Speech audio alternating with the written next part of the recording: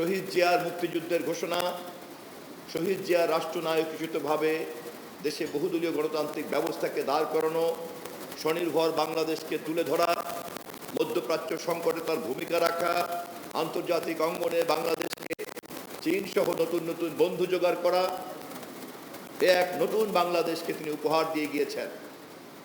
সেই ধারাবাহিকতায় বেগম খালেদা জিয়া, সেই ধারাবাহিকতায় আজকে আমাদের নেতা দেশনায়ক তারেক রহমান বাংলাদেশের সবচেয়ে গ্রহণযোগ্য নির্বাচনের প্রধানমন্ত্রীর দায়িত্ব পালন করছেন।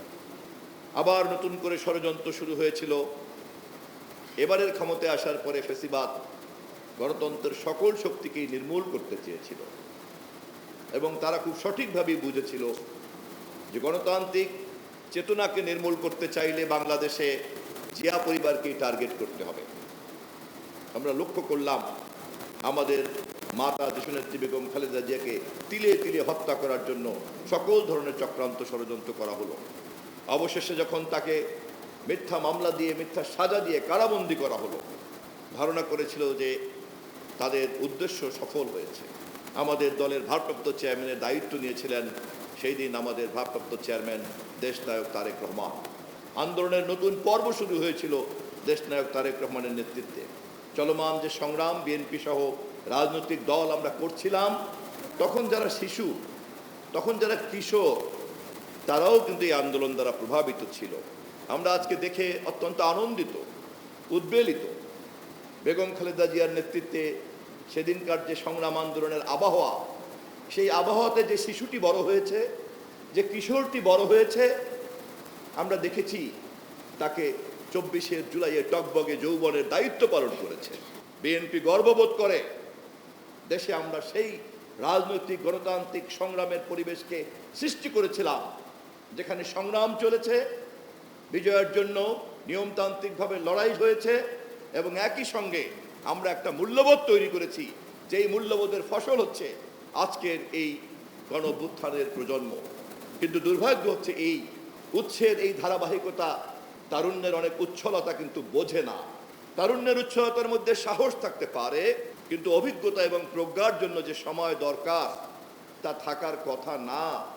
এ কথা স্বীকার করার মধ্যে কোনো অপরাধ নেই, এ কথা স্বীকার করার মধ্যে কোনো হীনমন্যতা থাকা উচিত না, কোনো ভুল থাকা উচিত না।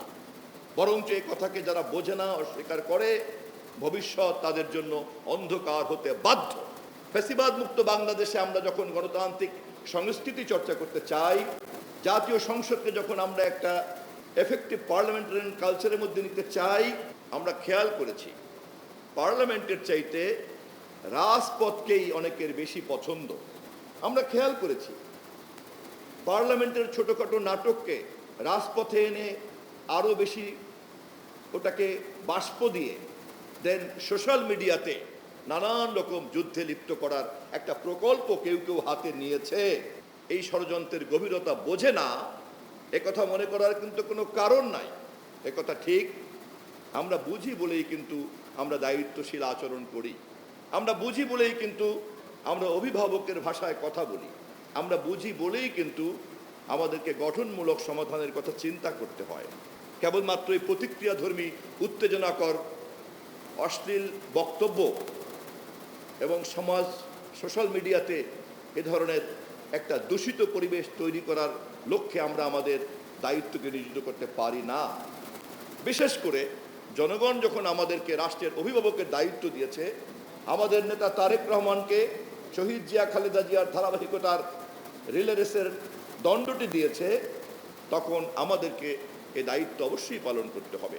সে কারণেই আমাদের নেতা তারেক রহমান আজ পর্যন্ত কিন্তু কোনো আত্মকেন্দ্রিক ব্যাখ্যা আন্দোলন সম্পর্কে দেন নাই। এই কৃতিত্ব জনগণের। বরঞ্চ তিনি ভারপ্রাপ্ত চেয়ারম্যানের দায়িত্ব নিয়ে যখন আন্দোলনের প্রধান সেনাপতির দায়িত্ব নিয়েছেন, 1000 মাইল দূর থেকে তিনি ধীরে ধীরে ধীরে ধীরে আন্দোলনকে বিভিন্ন পর্বে প্রবেশ করেছেন। শুরুতেই তিনি বলেছেন, দেশে যখন সংগ্রাম আন্দোলন চলে তখন তরুণদেরকে, দেশের সংগ্রামী মানুষদেরকে, আমাদেরকে যারা আমরা রাজপথে ছিলাম, আমাদেরকে সাহস দেওয়ার জন্য তিনি স্লোগান তুলেছিলেন, যদি তুমি ভয় পাও তবে তুমি শেষ, যদি তুমি রুখে দাঁড়াও তবে তুমি বাংলাদেশ। এই স্লোগানকে সম্বল করে যখন রাজপথের থিতিয়ে যাওয়া আন্দোলন, ফ্যাসিবাদ বিরোধী আবার জাগ্রত হয়েছে। সেই আন্দোলনকে আবার একটি পর্যায়ে নিয়ে আমাদের নেতা আমাদেরকে আরো উৎসাহ দিয়েছেন। দেশ যাবে কোন পথে, ফয়সালা হবে রাজপথে। আন্দোলন আরো বেগবান হয়েছে এবং অবশেষে 5ই আগস্ট রাজপথেই ফয়সালা হয়েছে এবং রাজপথে ফয়সালা হওয়ার দিন প্রমাণ হয়েছে। বুলেটের মুখে বাংলাদেশ, ফেসিবাদের দিন শেষ। এখন আমরা সেদিন জাতীয় নির্বাচনের জন্য অপেক্ষা করতে শুরু করলাম। 5ই আগস্টের পর থেকে এই নির্বাচনকে নিয়ে নানান চক্রান্ত, ষড়যন্ত্র, আবার সেই একই দৃশ্য। জনগণের ভোটের ক্ষমতা জনগণকে না দেওয়ার জন্য নানান মহলের নানান চক্রান্ত। খুব দুর্ভাগ্যজনকভাবে আমরা লক্ষ্য করেছিলাম রাষ্ট্রের দায়িত্বশীল ব্যক্তিরা পর্যন্ত জাতীয় নির্বাচনের বিরুদ্ধে চলে গিয়ে কথা বলেছিলেন। সেদিনও আমাদের নেতা তারেক রহমান লন্ডনে অন্তর্বর্তীকালীন সরকারের প্রধান ডক্টর ইউনূসের সঙ্গে বৈঠক করে 12ই ফেব্রুয়ারির নির্বাচনের তারিখ যে শান্তিপূর্ণভাবে ঠিক করেছিলেন, সেটাই ছিল একমাত্র সমাধান। সকল ষড়যন্ত্রের অবসান ঘটেছে। 12 তারিখে নির্বাচন হয়েছে। নির্বাচনে দেশের মানুষ আমাদের ধানের শীষকে রাষ্ট্র ক্ষমতা দিয়েছে এবং শহীদ জিয়া বেগম খালেদা জিয়ার কেবলমাত্র রক্তের উত্তরাধিকার নয়, রাজনৈতিক উত্তরাধিকার হিসাবে তারেক রহমানকে রাষ্ট্রনায়ক নির্বাচিত করেছে। আজ আমাদের সে কারণে স্লোগান, সবাই মিলে গর্ব দেশ, সবার আগে বাংলাদেশ। ফ্যাসিবাদ উৎখাতের পর্ব শেষ, এখন আমাদের দেশ গড়ার পালা। যারা তখনও চক্রান্ত ষড়যন্ত্র করেছিল অথবা কেবলমাত্র কৈশোরের বিভ্রান্তিতে ছিল, তারা এখন দেশ গড়ার কাজে, গঠনমূলক কাজে তারা মন দিতে চায় না। আন্দোলন করা কারো কারোর জন্য পেশা হতে পারে, কিন্তু আমাদের জন্য তা কেবলমাত্রই ভোটাধিকার, গণতান্ত্রিক চেতনা এবং একটি স্বাধীন, স্বনির্ভর, সার্বভৌম বাংলাদেশ প্রতিষ্ঠার কাজ। সেই আন্দোলনকে আমরা সমাপ্ত করেছি। অতএব এখন আমাদের কাজ হলো দেশ গড়ার দায়িত্ব। যারা সমস্যা তৈরি করবেন আমরা তাদের সঙ্গে গঠনমূলকভাবে সমাধানের চেষ্টা করব, কিন্তু আঙুল যদি বাঁকা করতে হয় রাষ্ট্রের প্রয়োজনে, দেশের প্রয়োজনে, জাতির প্রয়োজনে, জনগণের প্রয়োজনে, সরকারকে তো অবশ্যই তা করতে হবে। শেষ মুহূর্ত পর্যন্ত আমরা চেষ্টা করব শান্তিপূর্ণভাবে এই বিষয়গুলিকে সমাধান করতে। এত সংগ্রামের সুফল আজকের নির্বাচিত প্রধানমন্ত্রী তারেক রহমানের সরকার, এই সুফলকে আমরা কোনোভাবেই হারাতে পারি না।